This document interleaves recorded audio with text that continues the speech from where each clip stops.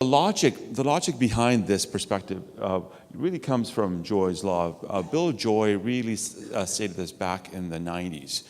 Bill Joy was a co-founder of Sun Microsystems, a lead contributor to Unix in many ways.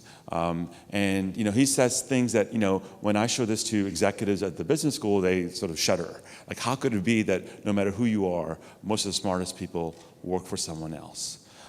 Because CEOs are, of course, all about hiring the best people. We want to build organizations that hire the smartest people into our organizations. And how could this be true? Bill Joy sort of developed this perspective based on his experience in Silicon Valley, where, in Silicon Valley, there's this constant turnover of staff, constant turnover of ideas, and that Sun as a firm just could not hold on to the best people. But they had to find ways to tap into those ideas.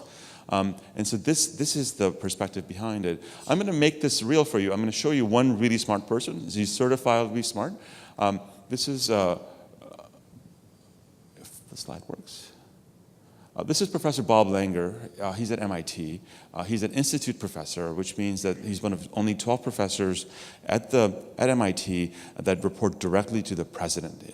He has no departmental responsibilities, just the provost and the president. He has over 600 patents, about 1,000 scientific papers, largest biomedical engineering lab in this setting, and apparently he gets 1,000 applicants for his 2 postdoc positions that he has annually. And the youngest person to be elected simultaneously to the National Academy of Engineering, National Academy of Sciences, and the Institute of Medicine. And he's a chemical engineer by training, but had made very important contributions to the field of medicine and healthcare. And he's been a founder of this field called tissue engineering. So what we did is we went ahead and sort of got a sense of how much of an influence he had in the field of tissue engineering. And this image is basically a co-authorship map of people who published in tissue engineering over a 2-year period, 2004 to 2006. And all these individuals have more than 25 publications. So if you know the sciences, getting 25 publications in a narrow field in a 2-year period of time is a huge accomplishment. All these guys have got it.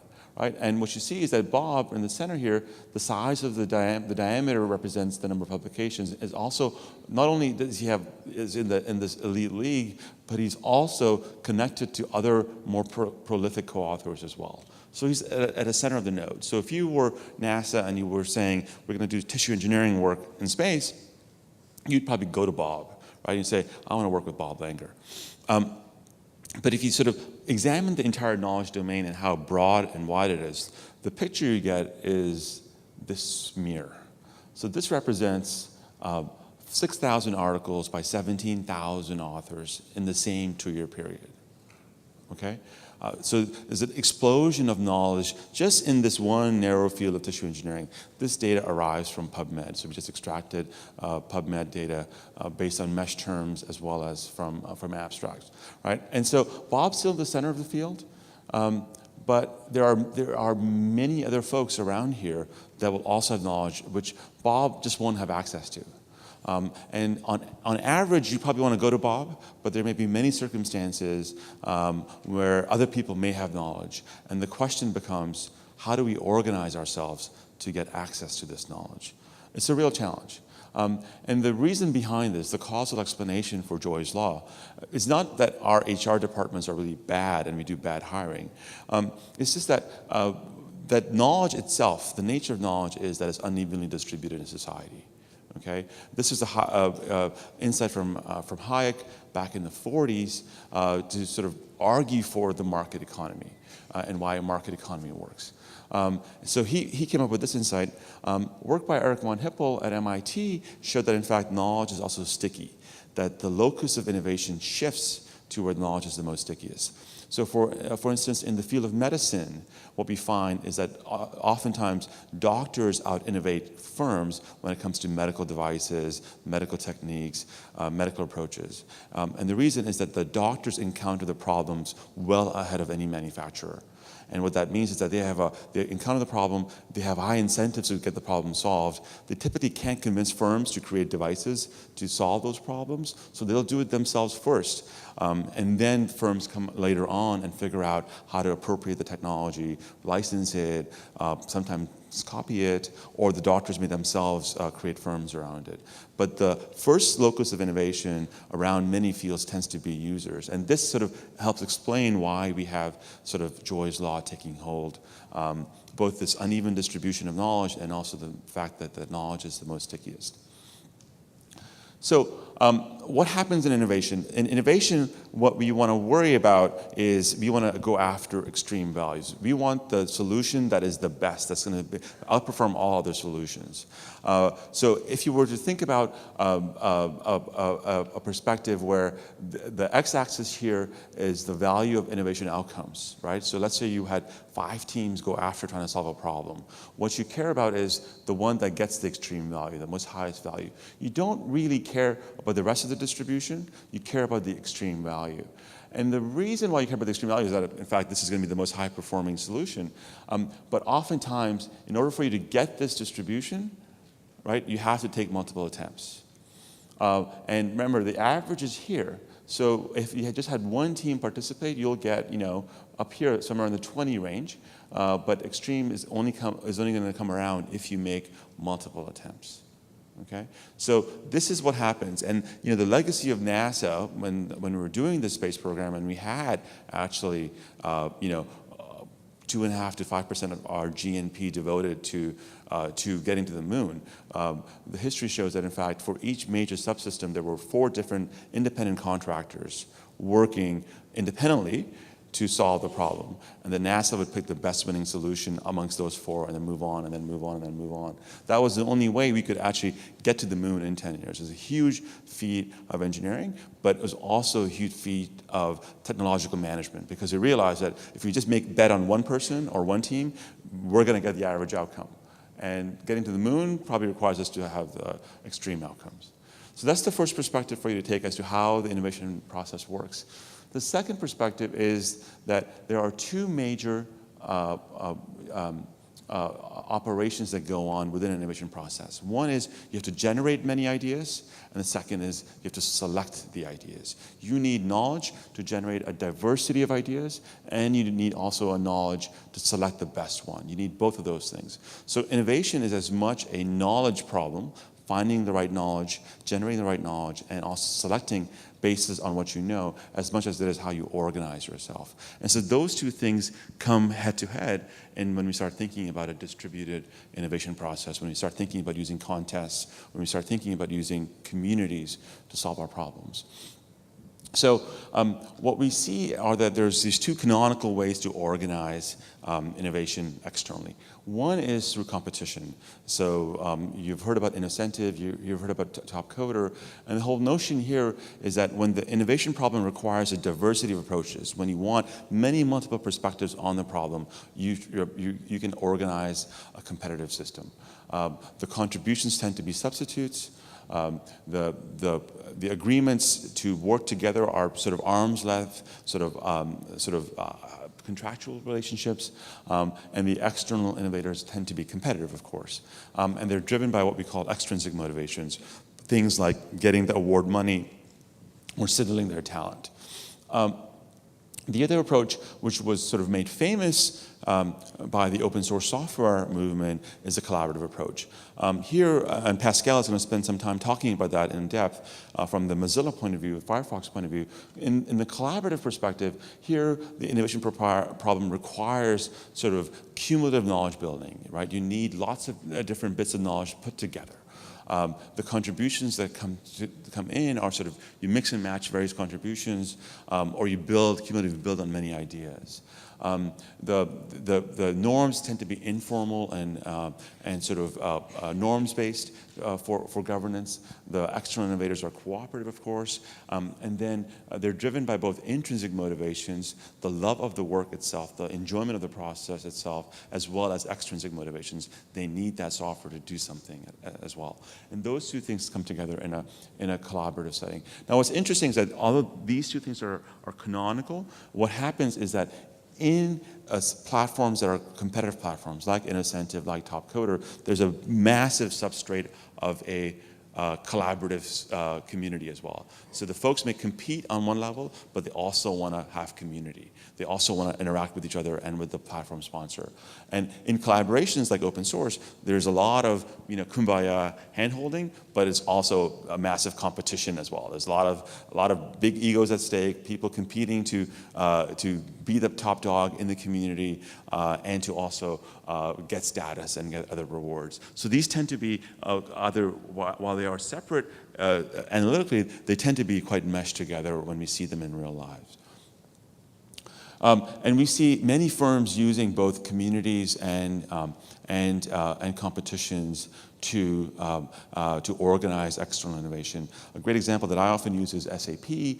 SAP has a 2 million strong community of software developers that consists of their customers, of their systems integrators, and SAP employees. And they are continuously sharing knowledge on how to solve various problems related to SAP and to extend the SAP platform. At the same time, SAP runs an app store for their platform, which is the competition, where many people are competing to create solutions for SAP. And many other examples exist like that. And what we see is that across the sort of the business value chain, we see external innovation systems take hold. So of course, from R&D perspective, we have many firms that have done this, from P&G, Syngenta, Cisco, Lilly, General Mills, from product management, from manufacturing, sales and marketing, for customer support, you name it, we can find examples across the value chain of how to leverage both communities and competitions to solve problems. Certainly I'm going to spend the rest of the time sort of talking a bit about tournaments because I think Pascal does an incredibly great job of sort of explaining the community mindset. From a competition perspective, what we've seen is that the notion of running tournaments to solve problems is not new, right? So I haven't verified this, but even apparently the Acropolis in Greece came about through a competition. Certainly in architecture, there's a strong tradition of running competitions to get innovative ideas. So the Duomo in Florence was built through a competition. The walls of the cathedral in Florence the top wasn't there for 50 years because they couldn't get somebody to design the dome in a way that without sort of centering supports. They ran a competition, and the winner was Brunelleschi, who was not an architect but a goldsmith. We know the Longitude Prize example, again, a cabinet maker in the village of Yorkshire basically comes up with the right solution, contrary to what Isaac Newton said. The invention of food canning, again, was through competition. We all know in modern times the X Prize as something that sort of brought competitions back into vogue to some degree and certainly impacted the space program. Innocentive, of course, is a great example, and we'll talk with them later. And then a great example also is Local Motors. These guys are making cars. They're sourcing car designs, car engineering effort through competitions and through communities. So in terms of pushing the edge of what can be done, we've seen T-shirts being done through competitions, and now cars being done through competitions, and a range of problems being solved through this perspective. What we've seen is that when we've analyzed the data from Innocentive, what we've seen is that solutions in a competitive environment appear to come from unexpected sources. When we try to understand what explains which problems get solved, we see that the more intellectually diverse the competitive pool of solvers is, the more likely the solution is awarded by a seeker. Similarly, the more specialized the solver base is, the more likely the solution is awarded. And when we examine who creates a winning solution, what we see are that people who say that the problem was not in their own discipline, that they were distant from the field of the discipline are more likely to come through with a solution. And we also see that women scientists, given the fact that it appears to be a completely blind review process, also tend to do better than men scientists when they participate. Women tend to not participate as much, but when they do participate, they tend to win. And all this is basically saying is that once these problems are put out there, people with diverse perspectives and heuristics on the problem, people who sort of see the problem and say, oh, this is not a physics problem, this is a chemistry problem. I can answer this through from a chemistry perspective, can get access to the problem and solve it. In many ways, they abstract out of the domain of the problem and look at the fundamental functional components that exist, and from there come up with solutions. The other thing that we have sort of done when we sort of study these contests is actually a trade-off. So up to now, our story is beautiful, right? It's great. We have lots of people participating with us. We get solutions from unexpected sources. We get problems solved. Between 30 to 50% of incentive problems get solved, which appears to be a very high solution rate. We see when we examine top coder, again, similarly high solution rates. So this story is great. We love it. But if you were to step back and sort of think about what's happening in a tournament, right, that there is this trade-off between getting the extreme value, where we need lots of people participating, and the incentives to participate for these people once they get to see that there are many people in here, right? So from a sponsor point of view, if you're organizing a tournament, you would say, great, I want as many people in the world to participate with me. I want lots of people showing up. The reality, though, is that if you think about it from a rational point of view, right, how does the competitor feel? How does the person who's going to be participating feel? The equation changes. When you have lots of people entering, it means that the probability of any one person winning will drop, right? So if there's 10 of us in a tournament, right, the odds of one of us winning is 1 in 10 or 10%. If now all of a sudden there's 100 people in the tournament, right, the odds are 1%, right? 1,000 people, 0.1%. Right? Now, all of a sudden, what are the incentives now for individuals to submit solutions if there's more and more and more people? Right? And many platforms will advertise the fact that for any problem, there's 500 people registered to solve or 600 people registered to solve. Right? If I was to go in, right, certainly my MBA students, when they look at the numbers, they go, why would anybody do this? But that's a real issue. What we find is that for the sponsor, of course, right, you want the extreme value. You want the thing that can that will create a high-performing solution. And this is the trade-off you face. And what we've seen, we've analyzed, this is data from Top Coder, where we looked at 9,000 contests. And this is a quartile response. So this is looking at performance across the entire domain of responses that came through for any one particular problem. And what we see is that we see this clear negative shift. So this is the impact on the quartile response for the same problem, right, as you added one more contestant to the problem. Massive downward slope, right? This is bad news. This is really bad news. What this says is that you should limit entry in contests. You should make it like 2 people. Right? Because 2 creates incentives for people to work hard. 3, our odds are going down already. In fact, all the canonical economic models say that you should have 2 is the ideal number of contestants in a contest. So how do we explain this versus this notion of open, wide entry? What we see, in fact, is that when we consider the uncertainty in the problem itself, when we consider how many knowledge domains are required to solve the problem, when we consider that, what we find is that in fact, for single domain problems on this side, you see this negative shift across the quartiles. When we account for uncertainty in the problems, when we analyze the regressions through accounting for uncertainty in the problems, what we see is this positive curve. It looks sort of flat here, but in fact this is actually significantly positive and keeps going up, where as the problems get more complex, as the problems get more uncertainty, the entire distribution shifts. People don't respond as much to sort of the competitive threats when they are faced with a highly uncertain problem, because they feel, right, that they may have a unique solution that others may not, and they're not pressured by this competitive domain. But you, as a sponsor, need to be thinking about, right, do I really want 1,000 people participating, right? Or should I be more selective as to who I allow into the contest? I want to just take you back and give you the framework at the end, which is sort of the back to the innovation funnel. So remember, we talked about sort of generation and selection as the two main ideas that drive innovation.